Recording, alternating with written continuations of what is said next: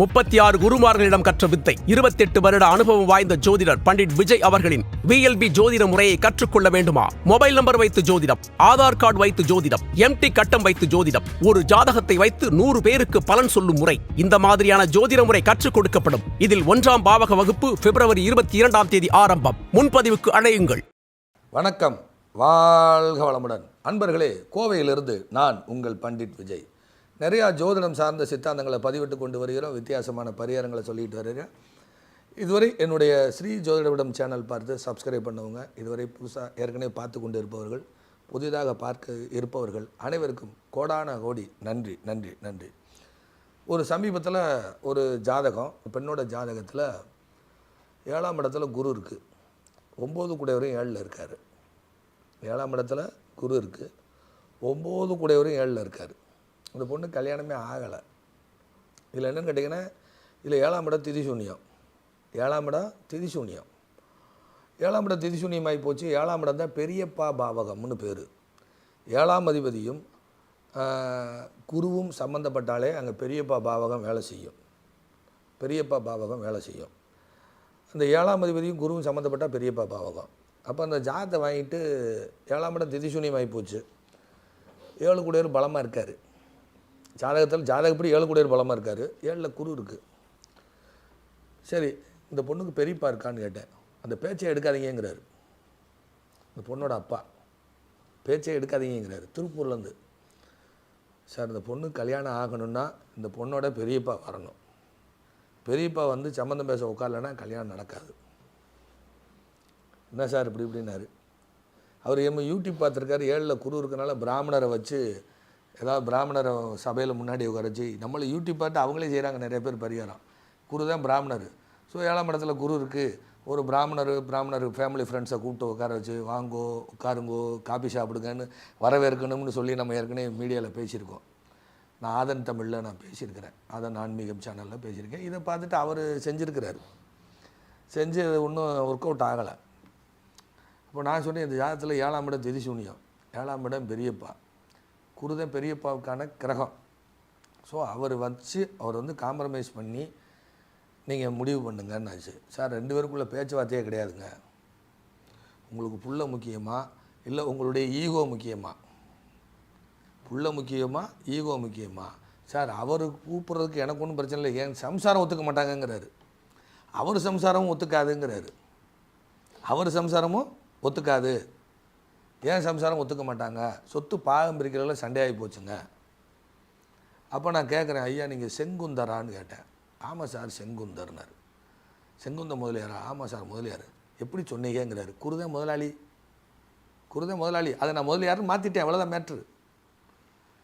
புரியுதுங்களா? குருதான் முதலாளி, குருதான் பணம், குருதான் பெரும்பணம். பணம் யார்கிட்ட இருக்கும்? முதலாளிகிட்டே இருக்கும். அப்போ குருதான் முதலாளி, அதை நான் முதலியாருன்னு மாற்றிக்கிட்டேன், அவ்வளோதான் மேட்ரு. ஆமாம் சார் நாங்கள் முதலியார் செங்குந்தர் தான். ரைட். அதை கேது வேறு பார்க்கு. கேதுங்கிற டெக்ஸ்டைல். அப்போ செங்குந்த முதலியார் அவங்களுடைய குலத்தொழில் என்ன? டெக்ஸ்டைல். திருப்பூரில் நிறையா இருக்காங்க, ஈரோடு பகுதியில் நிறையா இருக்காங்க. அவங்க திருப்பூரை பொறுத்த வரைக்கும், கொங்கு மண்டலத்தை பொறுத்த வரைக்கும், கொங்கு வேளாளர் கவுண்டர்களும் செங்குந்த முதலியாரெல்லாம் பொழப்பு கிடையாது. சும்மா பெருமைக்கு சொல்லலாம். கொங்கு மக்களை பொறுத்த வரைக்கும் வரவேற்பு கொடுக்குறதுல நம்பர் 1. இப்போ இன்றைக்கி நான்லாம் அனாதையாக வந்து கோயம்புத்தூரில் வந்து பிழைக்கிறேன்னா காரணம் கொங்கு மக்கள் தான். அவங்க இல்லாமல் நான் இல்லை. நான் வாழ்கிறதே அவங்க இடத்துல, மூச்சு விடுறது அவங்க இடத்துல. என்னுடைய மரணமும் கொங்கு மண்ணாக இருக்கணும்னு நான் ஆசைப்பட்றேன். ஸோ அந்த மாதிரி இப்படி பேசிட்டே போகலாம் நிறையா. ஸோ பாயிண்ட்டை விட்டுட்டு வெளியில் போக வேண்டாம்.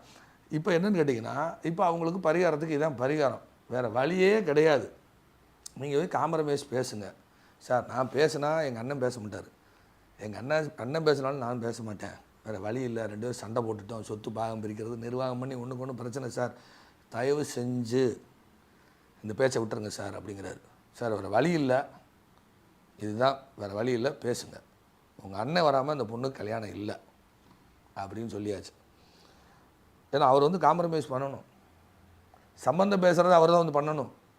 இந்த பொண்ணுக்கு பெரியப்பா வராமல் இந்த பொண்ணு ஜெயிக்காது. என்ன சார் வழி என்னன்னு தெரியல அப்படின்னாரு. சரி, திருச்சி லால்குடி சப்த ரிஷீஸ்வரர் கோயில், 7ஆம் இடம் தான் சப்தம்னு பேர். 7ஆம் இடம் தான் சப்தம்னு பேர். சமஸ்கிருதத்தில் சப்தம்னா 7, தமிழில் 7ஆம் இடம்னு சொல்கிறோம்.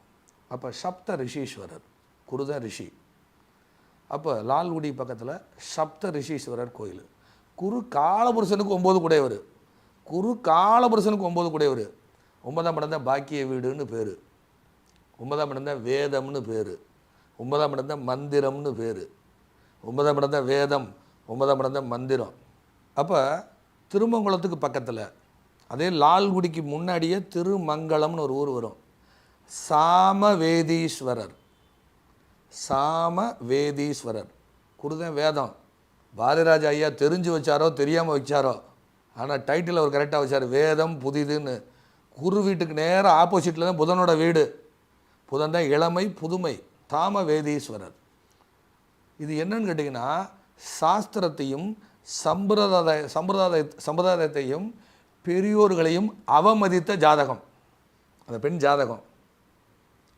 வேதத்தையும் மந்திரத்தையும் நம்முடைய முன்னோருடைய கலாச்சாரத்தையும் பெரியோர்களையும் சபைக்கு நிறைந்த மனிதர்களையும் சபையில் வைத்து அவமானப்படுத்திய ஜாதகம் அந்த ஜாதகம், அந்த பெண் ஜாதகம். வேதமாவது மந்திரமாவது போங்கடா சொல்லி திட்டிட்டு போயிடுவாங்க. அதெல்லாம் உண்மை, அதெல்லாம் எதுவும் பொய்யெல்லாம் இல்லை. தமிழ்நாட்டில் தான் அது இல்லை, நார்த் இந்தியாவிலலாம் இருக்குது, உலகம் முழுக்க இருக்குது. பிரிட்டிஷாரு மேல்நாட்டு மக்களே நம்மளுடைய கலாச்சாரத்தை கற்றுக்கொள்வதற்கு இந்தியா வருகிறார்கள். பாரம்பரியமிக்க இந்தியாவில் பிறந்து நாமளே அதை திட்டுறோம்.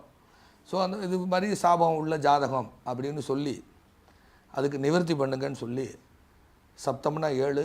ஸோ 9 பேருக்கு அந்த கோயிலில் பணிபுரியக்கூடியவர்களுக்கோ அல்லது 9 பிராமணர்களுக்கோ வேதம் சொல்லக்கூடிய மந்திரம் சொல்லக்கூடியவங்களுக்கு 9 பேருக்கு தானம் கொடுத்துட்டு, உடை தானம், வஸ்திர தானம், தானிய தானம் இதெல்லாம் கொடுத்துட்டு, இந்த சாம வேதீஸ்வரரையும் இது எங்கே வேணாலும் கொடுக்கலாம், அங்கே வாங்குற கால் இல்லை, எங்கே வேணாலும் கொடுக்கலான்னு கொடுத்துட்டு, அவங்க ஏதோ வேத பாடசாலையில் போய் கொடுத்துருக்குறாங்க, கொடுத்துட்டு சாம வேதீஸ்வரரையும் சப்த ரிஷீஸ்வரரையும் தரிசனம் பண்ண பிறகு, சார் எல்லாம் பண்ணிட்டு வந்துட்டான், இப்போ என்ன செய்யணும்? உங்கள் பொண்ணை விட்டு உங்கள் அண்ணன்ட்ட போய் பேச சொல்லுங்கள்.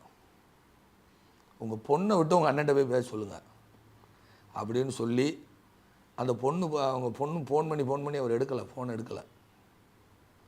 சரி வீட்டுக்கே போக சொல்லுங்கள் சார், ஒன்றும் சொல்ல மாட்டார் உங்கள் அண்ணன் அப்படின்னு, ஒன்றும் சொல்ல மாட்டார் அப்படின்னு. யாராவது பிள்ளைகள் வந்தால் சின்ன பிள்ளைகள் யாராவது அடிக்க போகிறாங்களா? வெளியில் வந்து துரத்த போகிறாங்களா இல்லையா? தான் ஆடாட்டாலும் தன் சதையாடும் சொல்கிறாங்களா இல்லையா? அப்போ அந்த பொண்ணு ஒரு நாள் நேரம் கம்பெனிக்கு போயிடுச்சு. கம்பெனிக்கு போனவுடனே அவர் பார்த்துட்டு ஒன்றும் ஸ்டன்னாகி, வாப்பா உட்காரா. என்னடா சரிப்பா, எனக்கு இந்த மாதிரி மாப்பிள்ளை பார்க்குறாங்க, கோயம்புத்தூரில் பண்டிட் விஜய்னு ஒரு ஜோசியர் சொல்லியிருக்காரு, எங்கள் பெரியப்பா வந்து தான் பண்ணி வைக்கணும்னு சொல்லியிருக்காரு. ஓ ஜோசியர் சொன்னால தான் நீ வந்தியோ அப்படின்னு கேட்டிருக்காரு. அதுக்கப்புறம் இல்லை பெரியப்பா, எனக்கு ஆசீர்வாதம் பண்ணுங்க பெரியப்பா, எனக்கு கல்யாணம் நடக்கணும், நீங்கள் வந்து பேசுங்க பெரியப்பா அப்படின்னு சொல்லி, அதுக்கப்புறம் காலில் விழுந்தோன்னே என்ன பண்ணுவாங்க பெரியவங்க தானே, சரி எந்திரா உங்கள் அப்பாண்ட பேச சொல்லு, உங்கள் அப்பா என்கிட்ட பேச சொல்லு அப்படின்னு இருக்காரு. அதுக்கப்புறம் பேசி சரிப்பா நான் வர்றேன் அப்படின்னு சொல்லி குருதான் சந்தனம். அவர் தான் சபையில் உட்காந்து சந்தனம் தடவி சம்மந்தியாக நின்று தட்டு மாற்றி கல்யாணம் பண்ணியிருக்காரு. ஸோ இதுதான் என்னுடைய பரிகாரம். என்னுடைய பரிகாரம் என்பது சற்றே வித்தியாசமானது. கட்டத்துக்குள்ளே மட்டும்தான் இருக்கும், வெளியிலலாம் போகாது. ஸோ இதை காப்பி பண்ணி வேறு மாதிரிலாம் பேசுகிறாங்க, அதை பற்றி எனக்கு கவலையே கிடையாது. காப்பி அடிங்க, நல்ல விதமாக காப்பி அடிங்க, தப்பாக காப்பி அடிக்காதீங்க, தப்பாக மக்களை திசை திருப்பாதீங்க. அதுதான் என்னுடைய அன்பான வேண்டுகோள். சும்மா வெங்காயத்தை கட் பண்ணால் நடக்கும் அப்படிலாம் இல்லை. ஜாதக ரீதியாக என்ன இருக்குது அதை சொல்லுங்கள். அதை விட்டுட்டு பழைய கஞ்சி சாப்பிட்டா சாயந்தரம் 6 மணிக்கு மேலே பிரச்சனை வரும்னு சொல்கிறாங்க. பழைய கஞ்சி அமெரிக்காவில் டாலர் கணக்கில் வியாபாரம் போயிட்டுருக்கு. பழைய சாதம் அமெரிக்காவில் டாலர் கணக்கில் விலை. 6 மணிக்கு மேலே பழைய சாதம் சாப்பிட்டா கஷ்டம் வந்துடும், அது ஏழைகள் உணவு, இப்படி இல்லாமல் பரிகாரம் சொல்லுது சாஸ்திரம்.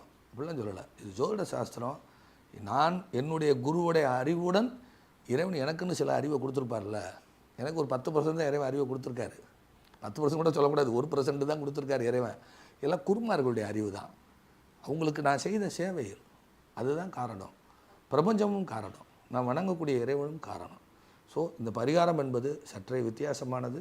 ஸோ மீண்டும் உங்களை ஆரோக்கியத்துடன் சந்திக்க விரும்பும் நான் உங்கள் பண்டிட் விஜய். வணக்கம்.